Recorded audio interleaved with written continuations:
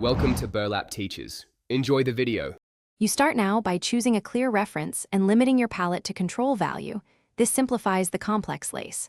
Once chosen, sketch stems and main umbels lightly so proportions are set. Next, mix midtones for petals and background. Make sure to test values on scrap.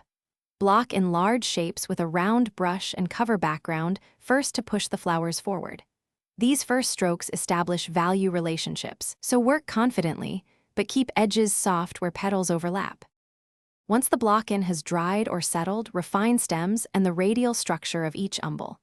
Use a thin mix to paint stems, varying pressure to taper. This creates natural rhythm.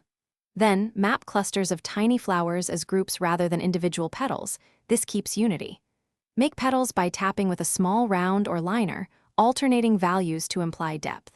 For texture, use dry brush or stippling on seed heads and add faint veins. These middle steps build believable volume and prevent. You finish by refining edges, adding crisp highlights to the nearest flowers, and deepening shadows where umbels overlap.